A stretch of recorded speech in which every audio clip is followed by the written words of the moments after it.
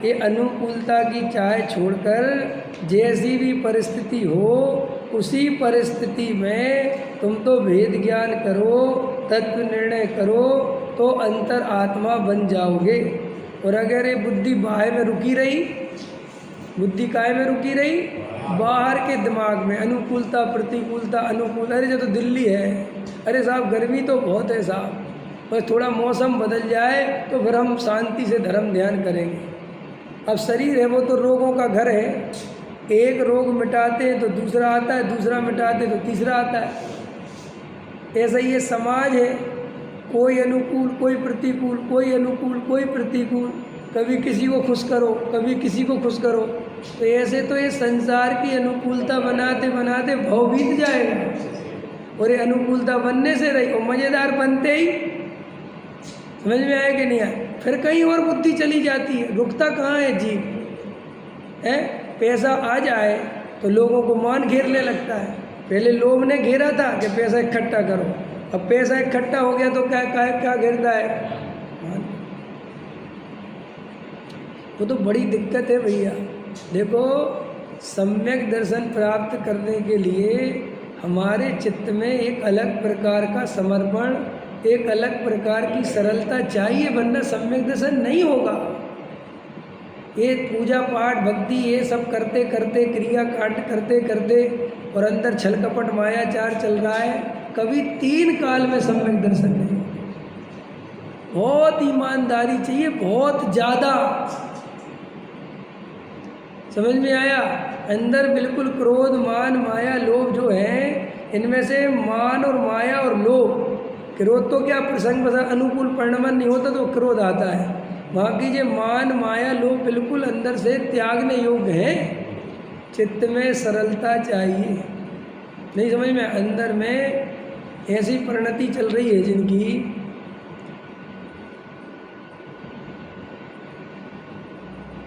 कि साहब हमें कोई सुनाने वालों की कमी है, हमें कोई पंडितों की कमी है। बात तो सच्ची है, लेकिन श्री गुरु कहते हैं कि कमी तो नहीं है, लेकिन तेरा ये भाषा में अहंकार है।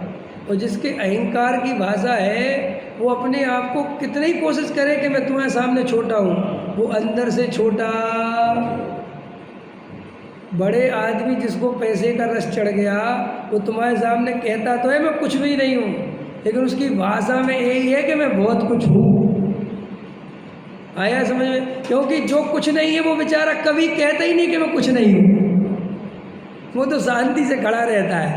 आया समझ में। तो देखो, जो बाह्य अनुकूलता के लिए मरे जा रहे हैं, मौसम की अनुकूलता, शरीर की अनुकूलता, संजोगों की अनुकूल, हम यहाँ तो ठीक है, अगर हमें सोनागिर में ले चलो तो हम वहाँ बहुत धर्म ध्यान करेंगे।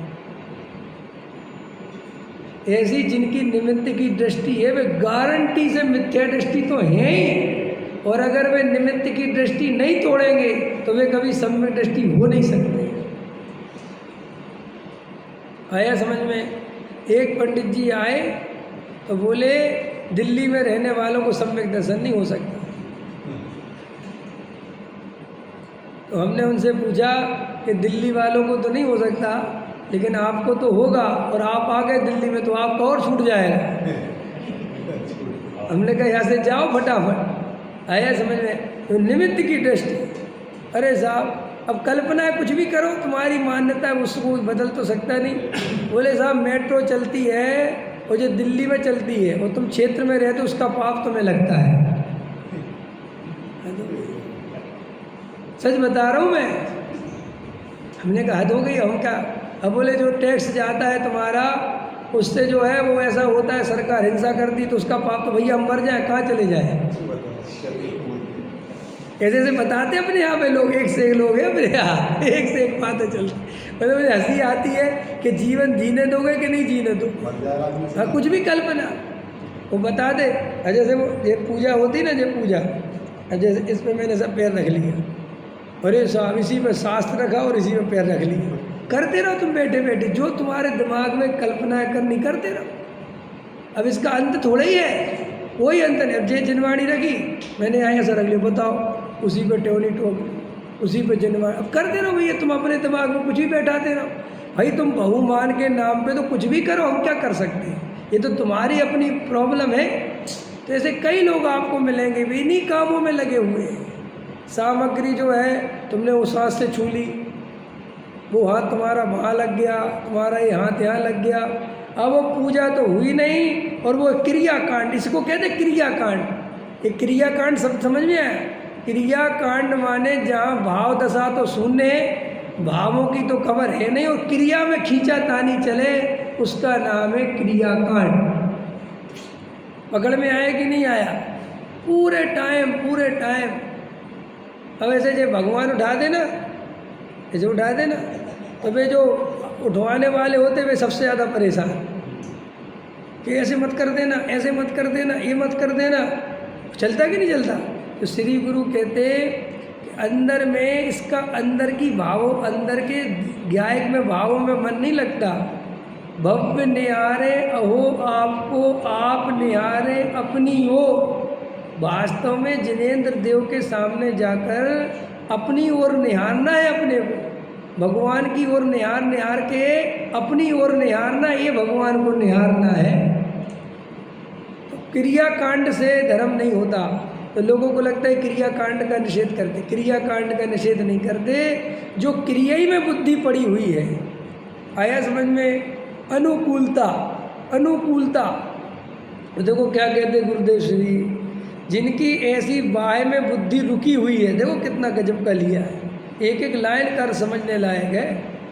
उस उनकी बुद्धि बाह में रुकी होने से वे बहिरात्मा है। तो आज से नियम लो कि हम निमित्त की दृष्टि नहीं करेंगे। सम्यक दर्शन निमित्त के अधीन। नरकों में जब सम्यक दर्शन होता है, स्वर्गों में सम्यक दर्शन होता है, त्रियंचों को सम्यक दर्शन होता है। तो आज से हम सम्यक दर्शन के लिए कोई भी अनुकूलता की चाह नहीं करेंगे। अपना भेद ज्ञान करेंगे, तत्व निर्णय करेंगे, जिस परिस्थिति में होंगे वो करेंगे। गरीब होंगे तो गरीबी में सही, अमीर होंगे तो अमीरी में सही। नहीं समझ में आया? बूढ़े होंगे तो बुढ़ापे में सही, जवान होंगे तो जवानी में सही, और बचपन होगा तो भी सही। सम्यक दर्शन के लिए प्रतीक्षा नहीं करनी पर द्रव्य की। जिस द्रव्य क्षेत्र काल भाव में है, अगर ईमानदारी से अपन आत्मा की दृष्टि करें तो अपने को सम्यक दर्शन हो जाए।